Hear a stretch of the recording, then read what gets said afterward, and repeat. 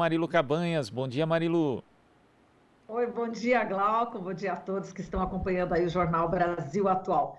Vamos falar agora sobre o Dia Mundial do Meio Ambiente, que será celebrado no próximo sábado, 5 de junho, com o nosso colunista Wagner Ribeiro, professor do Departamento de Geografia da USP e do Programa de Pós-Graduação em Ciência Ambiental e vice-coordenador do Laboratório de Geografia Política da Universidade de São Paulo. Olá, Wagner, bom dia.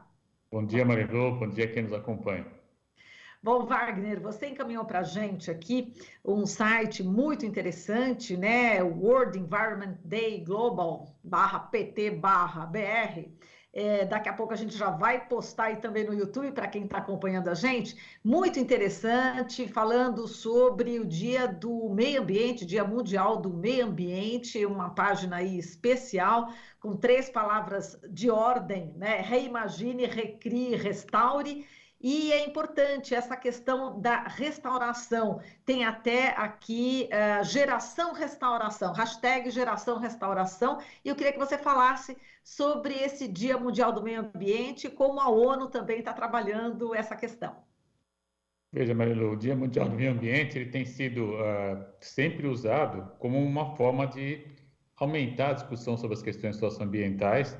E nesse ano, né, especialmente, a pauta é muito importante. Está falando da restauração ambiental dos ecossistemas no planeta como um todo. Por que é importante a restauração ambiental? Porque nós sabemos, Marilu, que as florestas elas são responsáveis aí por cerca de metade do produto interno bruto mundial. Por quê? Porque elas fornecem os famosos serviços ambientais e ecossistemas. Ou seja, se nós não tivermos a floresta em pé, nós não vamos ter água de qualidade, nós não vamos ter ar limpo, né? Nós vamos ter temperaturas mais elevadas e isso tudo certamente afeta diretamente a produção econômica, a produção agrícola, afeta também a vida na cidade, se você tiver cidades mais quentes, né? Você pode ter chuvas mais intensas, com isso você pode ter alagamentos, escorregamentos, enfim, evitando problemas seríssimos, né? Como muitas vezes chega até a morte de algumas pessoas. Então, esse ano, essa pauta, né, do Dia Mundial do Meio Ambiente, ela é fundamental, a ideia de você recuperar, restaurar as ações ambientais. E esse apelo à juventude me parece absolutamente importante. Por quê? Porque nós sabemos que são eles, né, que enfrentarão aí várias consequências de gerações, de ações de gerações anteriores, né? Não por acaso, Marilu, a gente assiste hoje o surgimento até de profissões, entre aspas, novas, né, que estão vinculadas aí, por exemplo, à preservação e conservação ambiental. Nós estamos falando da própria geografia, embora não seja uma profissão nova, mas nós temos uma vasta tradição em trabalhos nessa direção. Mais recentemente, o gestor ambiental, nós temos mais recentemente a engenharia ambiental, até a química ambiental já surgiu, áreas como a geologia, que durante muito tempo foram acusadas aí de terem uma ação de degradação ambiental pela própria atividade, hoje também tem um importante eixo de pesquisa, de investigação e profissional, de uma recuperação também de sítios geológicos, enfim. Então, nós temos aí um apelo, na verdade, para a recuperação ambiental dos diversos ecossistemas do planeta, de modo que a gente tenha aí condições mais adequadas para quem já está no planeta hoje e para quem está por vir também, né? Nós temos que ter essa responsabilidade de deixar o planeta habitável para quem está por vir. Então, esse dia ele ganha um enorme destaque. Exato, falando de novas gerações, né? Eu já coloquei aqui no YouTube para quem está acompanhando a gente, né? Os internautas, e coloquei já o link para quem quiser acompanhar e navegar. Eu fiquei assim maravilhada, Wagner, com esse site, porque você consegue entrar nos ecossistemas em várias partes do mundo e tem aqui uma mensagem importante dizendo o seguinte, que este é o nosso momento, não podemos voltar no tempo, mas podemos cultivar árvores, tornar nossas cidades verdes, renovar nossos jardins, mudar nossas dietas e limpar rios e encostas. Somos a geração que pode fazer as pazes com a natureza. Vamos ficar ativos, não ansiosos. Sejamos ousados, não tímidos. Junte-se à hashtag Geração Restauração. E aí, a gente navegando aqui pelo site, a gente encontra aqui viagens pelos ecossistemas, né? Faça uma jornada pelos ecossistemas e veja por que eles são importantes. Aí, por exemplo, a gente tem aqui a savana, temos aqui as florestas, os recifes, pilendes, né? Enfim, que são as turfas, né? Que eu acabei aqui conhecendo, e inclusive tem aqui no Brasil, né, Magda? Eu andei navegando, vou navegar agora de novo, e você pode, inclusive, colocar aqui em português, está em inglês, mas o próprio site acaba dando essa opção em português, e aí você digita o seu nome, eu coloquei aqui, Marilu Cabanhas, e a gente começou a navegar, e eles falam o seguinte, né? O que é turfa? Turfa é matéria orgânica em decomposição, plantas mortas que ainda não apodreceram completamente, e que pode ter se transformado ao longo de anos. E aí sim você vai colocando, enfim, sempre mais informações, escolha o seu primeiro local, e aí tem um mapa do mundo, e está aqui, né, as turfas no Brasil, e a gente clicando nesse mapa aqui do Brasil, a gente entra e logo aparece, bem-vindo às turfeiras do Brasil. E está dizendo o seguinte aqui, embora a Indonésia possa ser o hotspot de turfeiras mais famoso, o Brasil pode realmente ser o líder mundial em áreas de turfeiras tropicais, com grande parte dela ocorrendo na bacia amazônica do sul do Brasil. E aí mostra aqui exatamente, enfim, tudo que acontece aqui, mostra, a gente está vendo inclusive aqui um tuiuiu. Enfim, é uma delícia navegar aqui por esse site, né, Wagner? Eu me diverti ontem. Sem dúvida, Marilu, é muito agradável, está muito bem construído, né? Tem um apelo didático também, e como você mostrou bem, eles são, na verdade, perguntas que você vai no acerto ou não, né? E ele vai cada vez mais te estimulando a conhecer mais informação sobre cada ecossistema. Eu queria realçar o caráter geográfico, né, dessa organização, os ecossistemas pelo mundo, a produção cartográfica, você realçou também muito importante, e no caso específico da turfa, ela tem de fato um destaque, né, porque ela acumula muito CO2, né? Se você pensar que ela é, na verdade, constituída basicamente por acúmulo de matéria orgânica, que é fundamentalmente carbono, se você libera, né, se explora, por exemplo, a turfeira, nós vamos ter aí dificuldades porque vamos estar emitindo ainda mais carbono na atmosfera, ou seja, contribuindo para o famoso aquecimento global.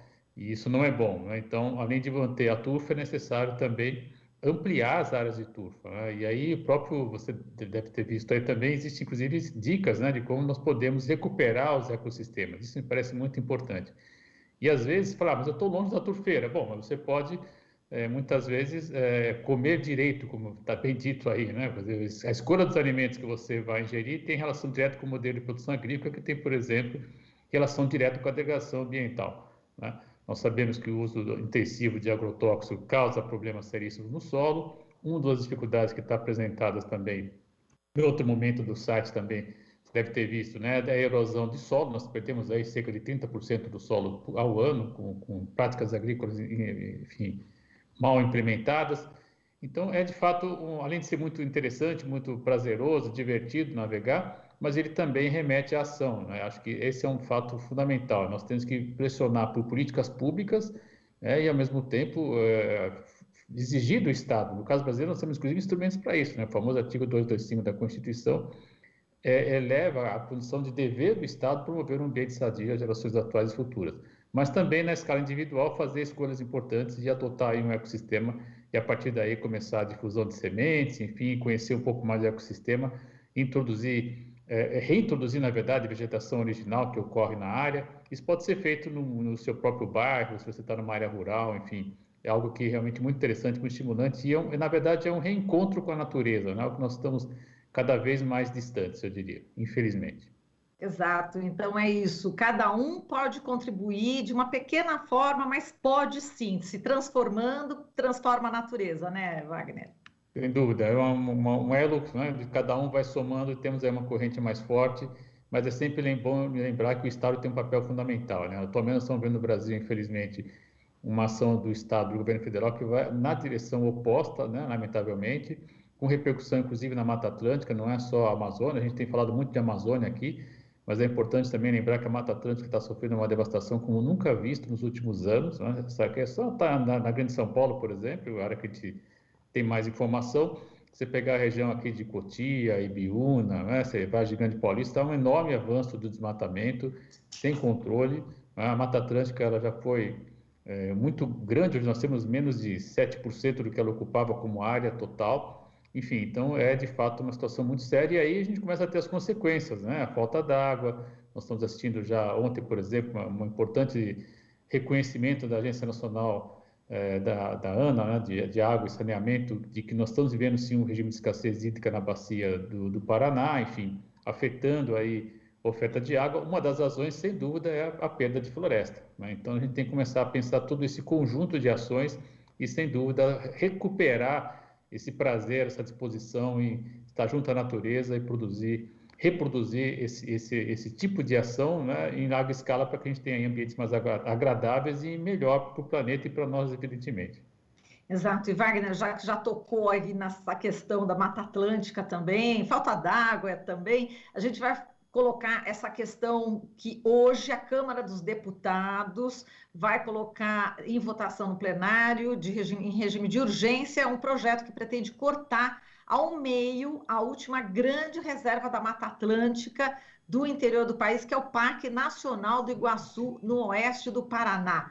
Tem um projeto de lei de autoria do deputado Vermelho, olha o nome, né, do PSD do Paraná, que prevê reabrir uma rodovia através do trecho mais ecologicamente sensível da área e habitada por espécies ameaçadas de extinção, né, Wagner? Veja, Maria, mais uma iniciativa, né? Essa iniciativa ela não é de hoje, é bom que se diga, né? Durante já um debate de mais de 10 anos, de se fazer uma estrada parque nessa área do Parque Nacional do Iguaçu, né? E, de fato, né, as implicações são seríssimas. Nós sabemos que a estrada ela é sempre um vetor de degradação, de desmatamento e de penetração, por exemplo, para retirada de madeira ilegal e até de fauna mesmo. A gente sabe que, infelizmente, existe ainda caça, predação de animais, captura de animais para comércio ilegal. Então, de fato, essa é uma iniciativa que vem no espírito de passar a boiada, né? Lamentavelmente. Inclusive, eu diria que pode trazer também consequências com a própria Argentina, porque nós estamos falando de uma área transfronteiriça, né? Nós temos do outro lado da fronteira o Parque de Iguaçu, né? Perdoa aí pelo espanhol, você que fala muito bem espanhol, enfim, mas é de fato uma situação que pode afetar também a conservação do outro lado, né, da fronteira na Argentina. Então, é uma iniciativa que vem em má hora, né? Ela deve ser, espero que a Câmara não aceite esse projeto, porque as implicações ambientais são seríssimas. Quando você abre uma faixa, né, no meio da mata, você evidentemente está sujeitando, por exemplo, os animais a atropelamento, mas que você fala, existe tecnologia, a gente põe lá, eles põem aquelas gradinhas, etc., né? Nós temos estrada parque aqui no estado de São Paulo, por exemplo, temos também envolvendo, digando Cunha Paraty, é uma situação também já conhecida, e os impactos são muito grandes. Eles põem um monte de plaquinha, etc., mas acabaram virando foco de atração turística, né? As pessoas, por estar asfaltadas, etc., começam a se deslocar com mais intensidade, e aí você vê o aumento de resíduo, infelizmente. Enfim, tem uma série de consequências associadas a esse tipo de ação. E eu diria que é, de fato, uma afronta propor uma ação como essa há 3 dias do Dia Mundial do Meio Ambiente. É mais uma vergonha, né, que o Brasil apresenta ao planeta, infelizmente. Mas eu espero que a Câmara seja sensível e que, pelo menos, esse projeto não avance. Exato, você está falando dos bichos, né, que são atropelados, muitas aves também, né? O carro vai em alta velocidade, não tem como parar e acaba atropelando muitas aves, né, Wagner? Também, sem dúvida. Você tem a questão do ruído, que afugenta a fauna, enfim, é uma série de implicações. Isso tudo está muito bem discutido e trabalhado. Existe vasta literatura sobre essa questão, Marilu, e é lamentável que a gente veja esse tipo de discussão sendo representado numa área, inclusive, de extrema importância socioambiental. Nós estamos falando de uma das poucas áreas ainda presentes de Mata Atlântica, onde, inclusive, a onça-pintada, né, circula com grande espaço, né? Se você abre uma estrada, evidentemente você vai estar restringindo essa área. E aí começam os problemas, né? Inclusive, é bom lembrar também, no contexto de pandemia, nós podemos também, infelizmente, ter contato com vírus que até então desconhecidos, né? Porque a Mata Atlântica não é completamente mapeada e conhecida. Nós não sabemos tudo que tem de biodiversidade na Mata Atlântica. E é possível até que, para promover esse desmatamento, se tenha contato com um novo vírus. Tudo isso não pode ser descartado. Nossa, bem lembrado, Wagner. A gente agradece aqui a sua participação e até a próxima. E um ótimo Dia Mundial aí do Meio Ambiente, sabendo que todo esse retrocesso que acontece no Brasil, né, Wagner? Mas cada um pode, da sua maneira, contribuir e tentar melhorar. Muito obrigada, viu, Wagner? Até a próxima, Lula. Até a próxima. Falamos aqui com o Wagner Ribeiro, professor do Departamento de Geografia da USP e do Programa de Pós-Graduação em Ciência Ambiental, vice-coordenador do Laboratório de Geografia Política da Universidade de São Paulo. Você está ouvindo Jornal Brasil Atual. As notícias que os outros não dão.